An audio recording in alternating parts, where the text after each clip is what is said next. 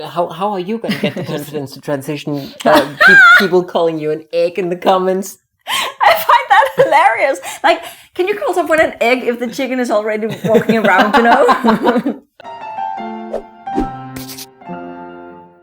Hi friends, and welcome to Wives vs. World, where we have fun talking about queer stuff and life as a trans cis lesbian couple.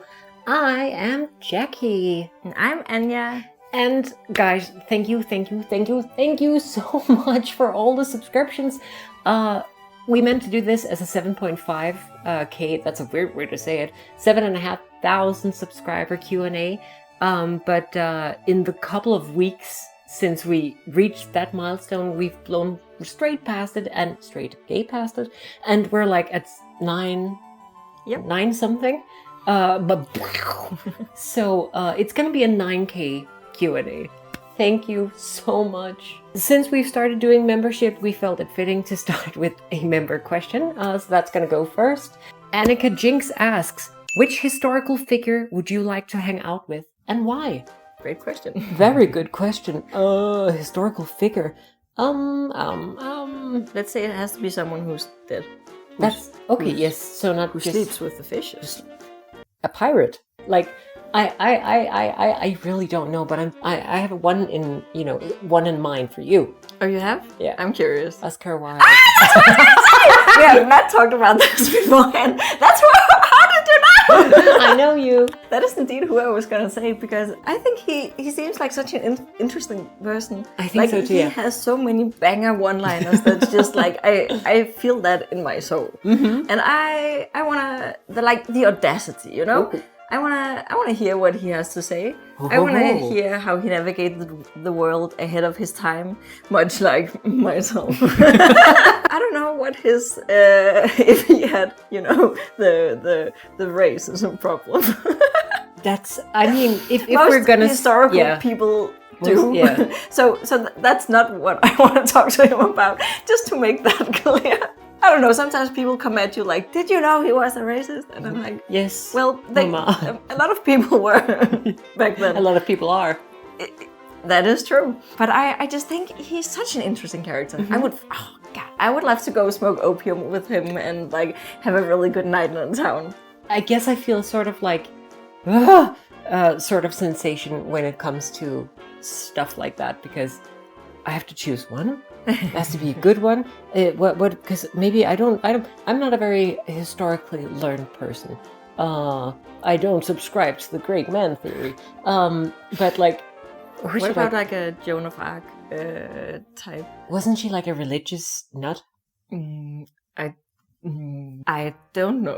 Okay, what about some lady who did something? Some lady who did something. It would be really fun to meet with, or I don't know about fun, but like Simone de Beauvoir, I think would be really interesting to talk to about like feminism and stuff. Augusta Ada King, the Countess of Lovelace. Born Byron. Do we know a Byron? We know a Byron. Lord Byron. Lord? Yes, exactly. She was an English mathematician and writer chiefly known for her work on Charles Babbage's proposed general-purpose computer, the analytical engine. When I read about her on Tumblr, I thought, that's pretty damn interesting. I don't know if we would have that much in common, because I'm not a mathematician. Yeah, I was going to say, she's too much of a nerd for you to keep up. You're here. Generally, it's not something I think a lot about, and I feel quite put on the spot. Finger the person. When we turn off the camera, you're going to be like, I should have said this person. Exactly. Okay, we're going to be back if you think of someone. How many pets do you have, and what are their names?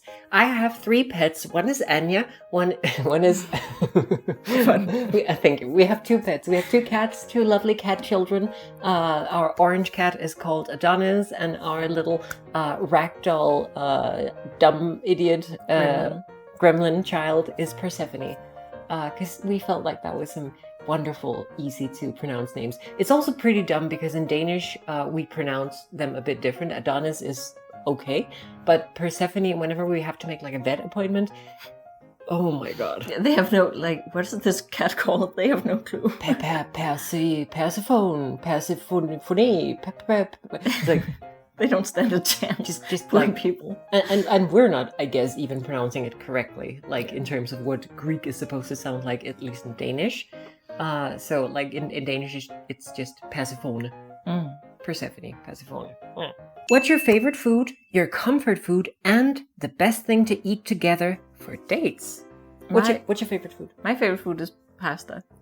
Any sort of pasta. Anything pasta. I love especially ravioli, like things that are with a little filling, cheesy goodness, lots of cream. Lots of cream. I love pasta. I know your favorite. What's my favorite? It's hard shell tacos. That's my comfort food. It's also your favorite food. It's not my favorite food. That used to be okay, listen, you're impossible to keep up with. I am a woman of mystery. Yeah. So what's your favorite food, baby? I don't know. That changes from day to day, and that's the problem. This moment, I would probably say, I don't know, tantan men, maybe? Okay. Yum. I would say that in a heartbeat right now. That's my favorite. Tomorrow, it'll be different. Yep. My comfort food would be hard shell white people taco. Yep. And I know better. You love soft shell. I love soft. I have my own tortilla press, and I have great fun with that, and it's one of my favorite things to make. But like my guilty pleasure, maybe I should go with guilty pleasure. That would be white people taco. Danes don't have very interesting food culture. Hot take. But when I don't think boiled potatoes are exciting. No. Or pickled herring. No. I mean, to each their own.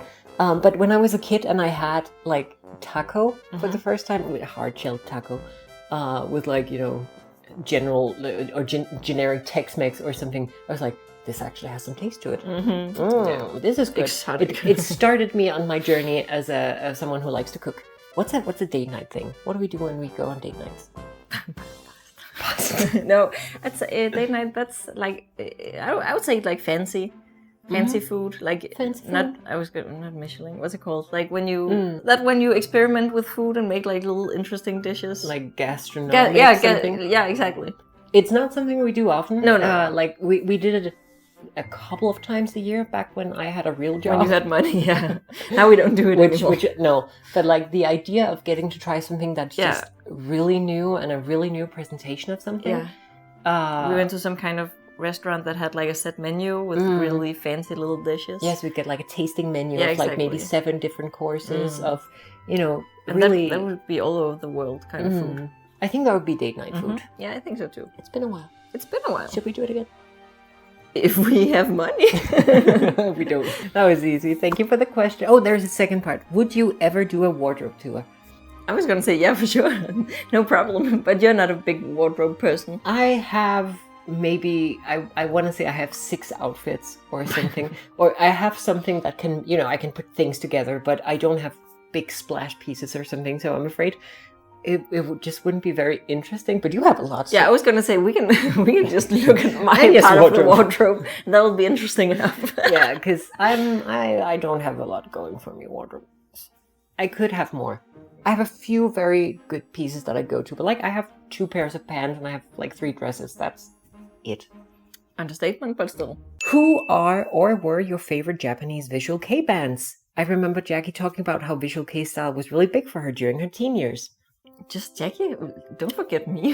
They're so important to me too. Yeah, it's kind of what brought us together. Yeah, it is what brought us together. We started actually dating at a concert. We did. A Japanese rock concert. Yeah, we went to see Mook. Yeah. And that was really good. I really love Mook. Yeah, me too. To this day. They're so unique, the stuff they do. It's like, it's so strong for their brand always. I love it. So that's definitely one of them. Yeah, I'm gonna put one of their music videos, a link to their music video in the description. We're gonna do that for the bands we're talking about here.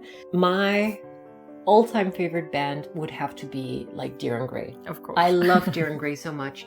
It was like the first band I got into. I was so intrigued by their like bold visual style and their hard-hitting, like really dark music. Very powerful guitar. Very powerful guitar. I'm not a person who listens to lyrics, so like the soundscape was really important to me, and I think they hit it every single time. Other than that, I think like Matador Opera would be... We listened to that a lot together in the beginning as well. Yeah, and really. You gotta say Versailles too, right? I have to say Versailles. Yeah. Like, these three are my go-tos, and then we get to like the next tiers of like Malice Miser and Moi Dis Moi and like so on and so forth. I listened basically exclusively to Visual Kei from like 2005 to 2000, maybe 16 or something. So I could go on and on and on. Yeah. But what about you? My favorite in the beginning was definitely the cassette. Those were my I was the teenage in love crush band. That was my thing. And then and I don't actually listen to them anymore, like kind of at all. No. But Gilgamesh was the next one I fell in love with, and I'm still obsessed. Like they haven't made bad music. No. The singer is so strong. He'd be awesome. I'm in love with his voice. I could listen to that forever. And I like that. It's interesting that we both listen to the same kind of music, but we have very little overlap with our favorite bands. Like Gazette was an overlap. Yeah, exactly. But like Diane Gray, I cannot. No. I still like, cannot listen to Japan it. For me, which is like one of my big ones. You're also like, I can't listen to it. It's too 80s. It's too and it's just too much. Like too much is going on for my. How can you have too much of a good thing? Yeah, I don't know. There's not a famous saying about having too much of a good thing, right? Sure, baby. Also, and Cafe, I really liked those back in the day as well. And Martin Opera is also one of my faves. Definitely. Yeah, oh my god. The lead singer, oh my god. The thighs. My gosh. It fits into my taste. It does. In men. Yep. Very hot, very cute. Like, we're going to cut it here because otherwise I would just be mentioning like, you know, oh, Vidal was nice and do you distort Overlord? Stop it. Like, come talk to us in the comments if you want. Yeah, exactly. Here's another one. What's your favorite wardrobe piece? Oh God, that's hard to answer. Mine changes all the time. And it would definitely have been different a year ago. Since I stopped wearing dresses, this is a much harder question to answer. Because I had some really solid dresses that I just... banger after banger. Exactly. And we still have them. We still got all the old like Gothic Lolita dresses. Of course. I think we've worn them once or twice for the videos. Maybe we should do that at some point. Maybe. Just for shits and giggles. Maybe my suspenders. Is that a wardrobe piece? It's a wardrobe piece. And my tight little shirts. And I want to say suspenders mean something different to Americans and British people. It's not the little garter sock thingies. It's the... What are they called?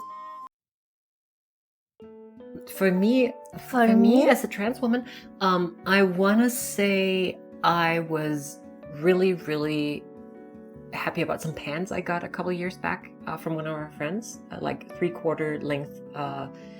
Now it's either the pants I I made myself, or like I have this halter neck top with like open in the back. Yeah, I love that one so much. I got it last year, and I think it's starting to like fall apart, but I love it so much. You live in that one. I live in that one. It's my go-to. I have a nice back. You do have a very nice back. So I like to show it off, and I like to be kissed by the breeze. You sure do. I hate that. The breeze don't gotta touch me. Did you have any trouble with relationships or crushes before, Anya? Anya, do you have any thoughts or advice on self-publishing or the road to publishing in general? Wide questions. I did have the issue that when I sort of brought it up, it wasn't well received. I maybe mentioned to an ex that I, wanted to do something more feminine. And she was like, yeah, I don't think you should do that. Maybe I mentioned it to 2 people and they were both like, don't. So when I came out to you, I was like, oh no, not again. And you're just like, sure thing. I like them. Let's do it. I like them fruity. Fruity and bendy. Yes.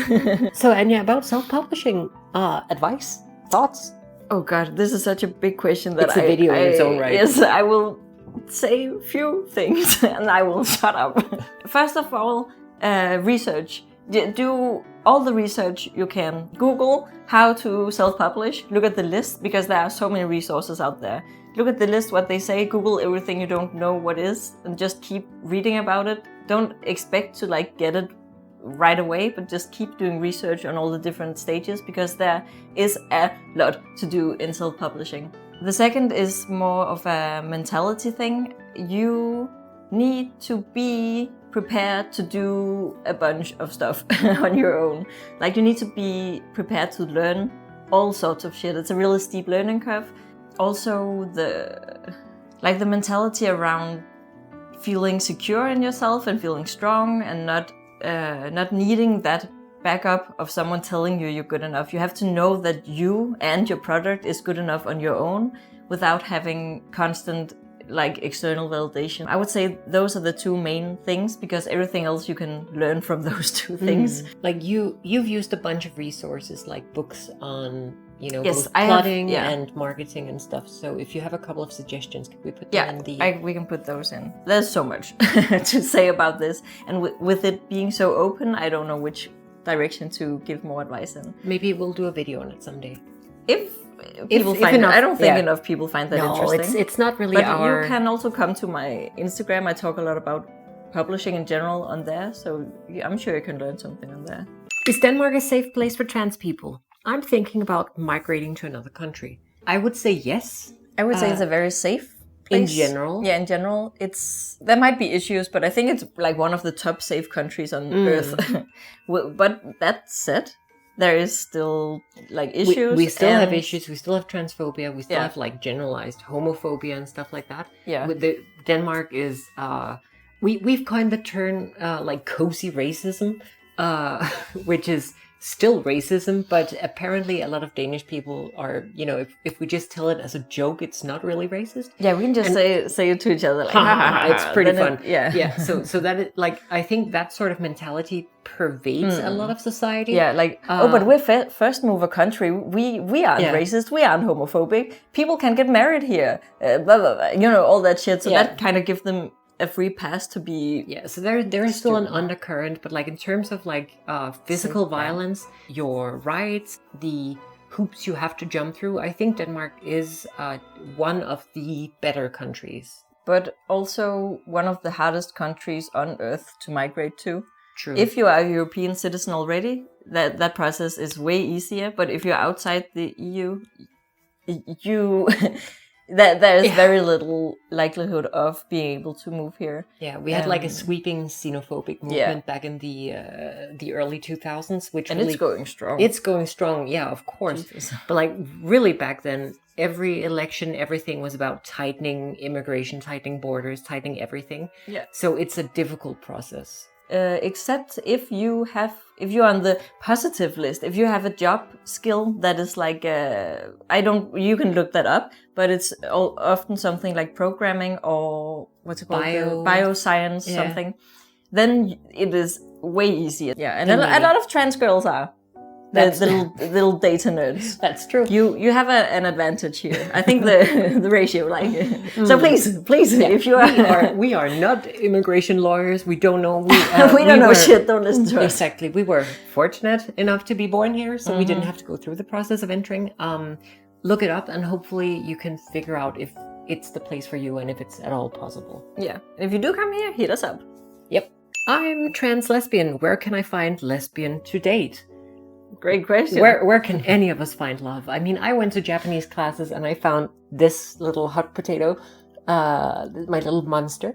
But I don't, in general, I don't know. We're not a dating advice channel. I don't know. Yeah, and listen, y'all, none of us have dated in 16 years. In a generation. We have no clue where to find dates. Go out, meet people, talk to people.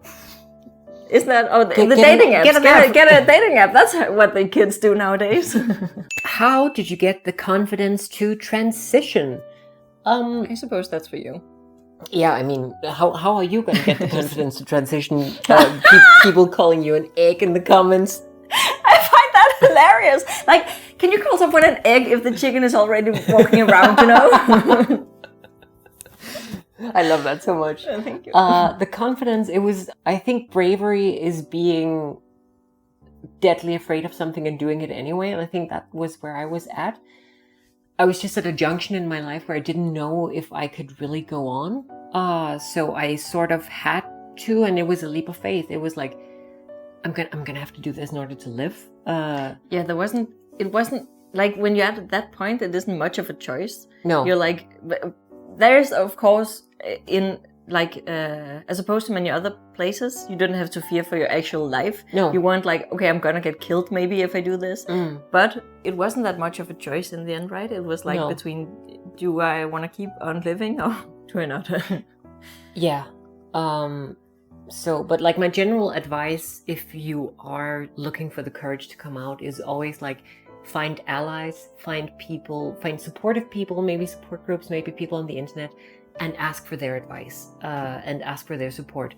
Because at some point you are gonna, if you want to go through with this, you are gonna have to come out in like for the rest of your life. I still have to come out often.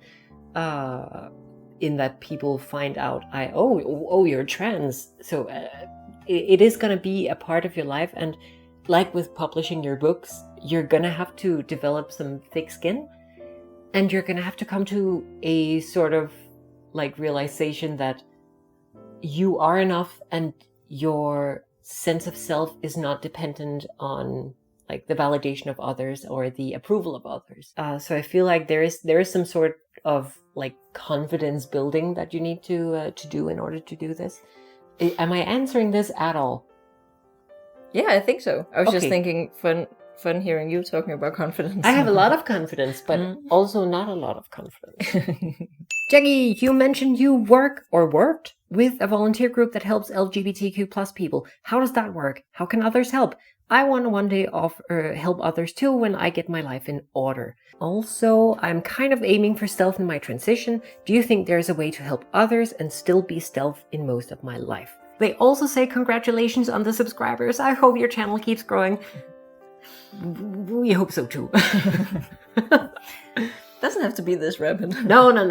We like to get to know you all, like gradually And there are so many new people now that it feels like we have to do an introduction and go like, hey, welcome, open house. This is what we're about. Thank you for joining us. It's kind of overwhelming, but we're so happy to have you all here. Yeah. I was a part of the Danish organization LGBT plus Denmark, which is a queer policy, advocacy, and support organization for sexual and gender minorities in Denmark. I was part of the board for a while, but I did do some volunteer work before that. So my advice is look up what sort of organizations you have in your area, or maybe on a more national plan. And I'm sure that something could be worked out. I know one thing we did have a consultation thing, which was I think once a week, maybe twice a week, where you could call a number and there would be like 5 to 10 people answering phones about questions about anything related to either, coming out or how to live as this or how to avoid or how to tell or how to find community. That would be one way where you could still be stealth. You wouldn't have to out yourself, but you could help so many people who would call in and be like, I'm feeling not so good right now. What should I do? That would be one way to give back to the community. I have a horrible question, says someone who loves our videos. Okay. Where would you two be? How would you have ended up if you never had each other and instead were each alone all these years? I ask because that's my situation. Hooba. I don't know. I think I would have eventually transitioned.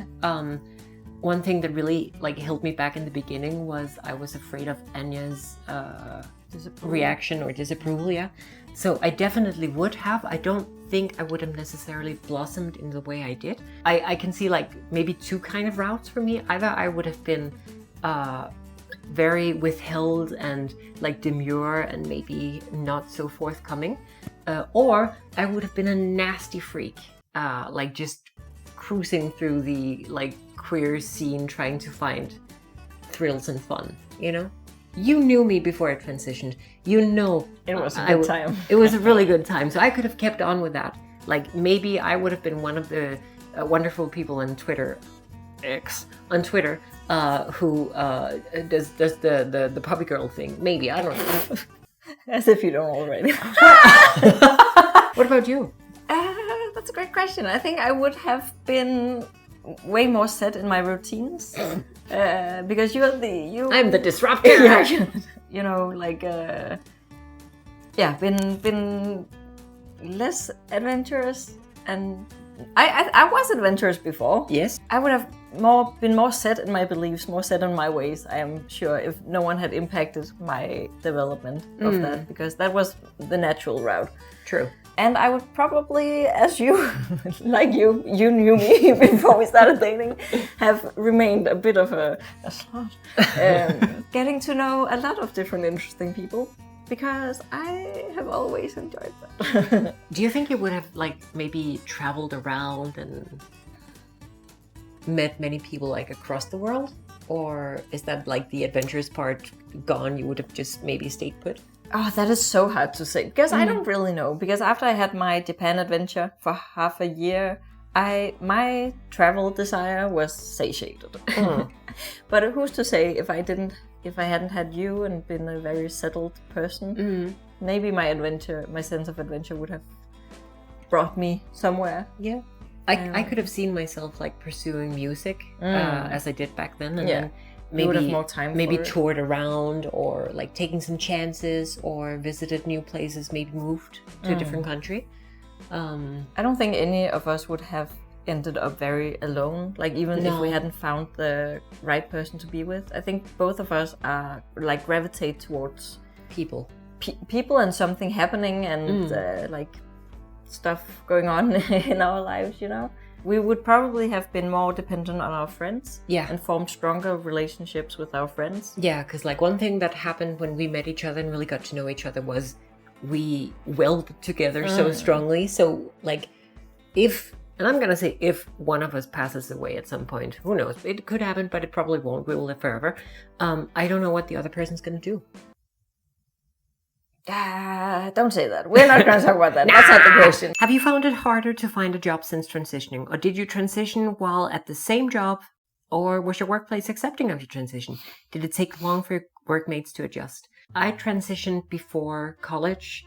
So I had a bunch of years to like adjust and find my place in the world.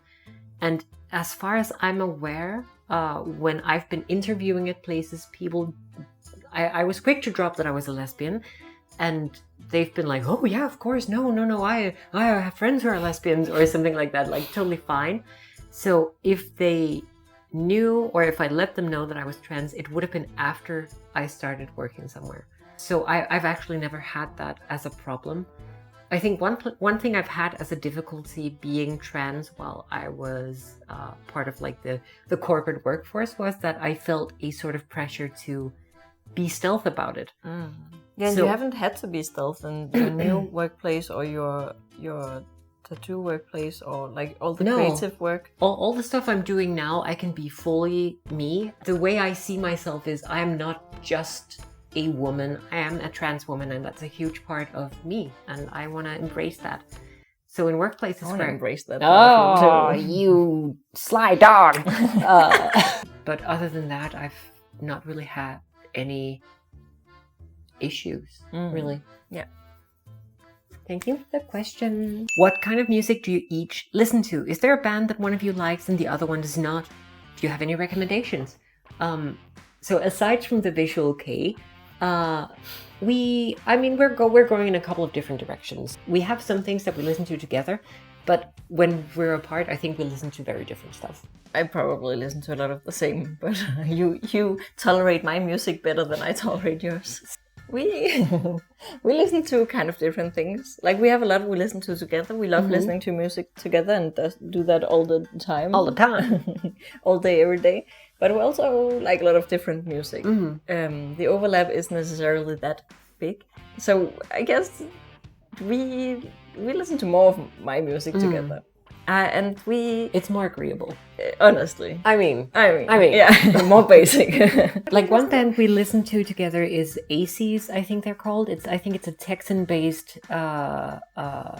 duo who make like really somber, beautiful, like quiet kind of music. Yeah, they make incredible with a lot music. of depth. We really like them. They do I think maybe a weekly or bi-weekly stream on Twitch. Definitely tune into that. I think they're really, really good. We listen to a lot. Of Keaton Henson or Austin Basham or all my sad guys. Yeah, your sad, folksy singer-songwriter people. I listen to a lot of like classical guitar music because I was classically trained, and there is something about classical music that just doesn't jive with you in the same way, especially like if it's guitar music, it doesn't really hit the same for you. Yeah, it does not. I like more classical piano music. The guitar music is a little overstimulating for me sometimes. But do you listen to something that you know I don't want to listen to? My taste in music is eclectic, and I like a lot of like old techno music. Oh yeah, Cascada and groove coverage. Yeah, exactly. Oh, like the electronic music, you just do not jive with. No, and it's not that I just not necessarily don't want to listen to it. It's just I think it's just you find it boring, and I think I've heard it now. Yeah. For the past 16 years, and it's just in general, like electric music isn't your go-to thing. You'd rather not listen to electronic music. Yeah, like what we call techno and stuff like that. Yeah. Like I like it if there's some zest to it, something that has more of a like a you know those different. Those trans women who make really obscure sounds like a modem, like with and lots of like different, like really really noisy stuff. I find that endearing, and I like to listen to it from time to time. But it's not really my scene. I'm a lyrics person. I like lyrics. A lyricist. A wordsmith. I love listening to lyrics, and you don't. So that especially like cuts our taste in music. Because like with like techno, you can have like really great lyrics thrown over umchi. And what I hear is just the umchi going, and I'm like, I am getting bored out of my mind. We still listen to it every spring because it's on our spring playlist that has been going strong for more than 16 years. Yep. It started before me. It's older than me. It's older than you. I have a longer relationship with this stupid music. Currently, my favorite music... My favorite music is Poison from Has Been Hotel. Don't say that! I'll strangle you! My favorite music is Owl Pig. My beautiful man. We listen to a lot of Orville Pig, and I love it too. Yeah, we have that together. Yeah, now we're listening to Chapel Roan right now. Trying to get into it because it feels like the thing to do to be like current and relevant and stuff. She is one of the artists where I listen to the lyrics and I like what I hear. There are a couple of her songs that I really really like. There's the Pink Pony Club, and then there's Good Luck Babe. I think those are really good. I curate my own experience. I curate my own experience. The things I like are not generally applicable. No. One artist I really like is Myrkur, who is a Danish like folk metal, sometimes folk. Myrkur made an album a couple years back called Folkesange or Folk Songs, which I listen to a lot. It's a go-to. I like that very much. That's a recommendation. We do listen to a lot of soundtracks. Yeah, Final Fantasy especially. We like always with the Crisis Core album. Yes, always. And we like also predate you. But predates you as well from my side. Wonderful game, wonderful music, wonderful baby bird. This was a terrible answer to this question, but this is us talking about music. Okay? Yes, it's a Q&A. It's not a Q&A. Q and concise. Oh, we hope you had fun, because we sure did. And if you did, you can subscribe for more. It's true. We try to upload every 2 weeks. I think we've been doing well so far. Remains to be seen. But this is going to be a two-part over 2 days. It's a two-part, exactly. Yes. If you just can't wait to get the next video, or you just need us, or like, I don't know, we're out deep sea diving and we just couldn't be bothered to come back, you can find us all across the internet. There are some links in the description. You can go around snooping, see what you can find, and come say hi. There's a lot to find. There are so many things. Did you know there are so many things on the internet? But you can find us on Instagram, on TikTok, on different platforms. You can buy Anya's book. You can get a tattoo by me. And we hope to see you next time. Bye! I like them. Let's do it. I like them fruity. Fruity and bendy. Yes. Wee. Yes. Like my elbows. Wee. How fruity is your elbow? Dipped in pineapple juice, baby. Currently, currently? My? Yours? Beep up, beep up, beep up. Ibidi beep up, beep up, ibidi beep. Ow!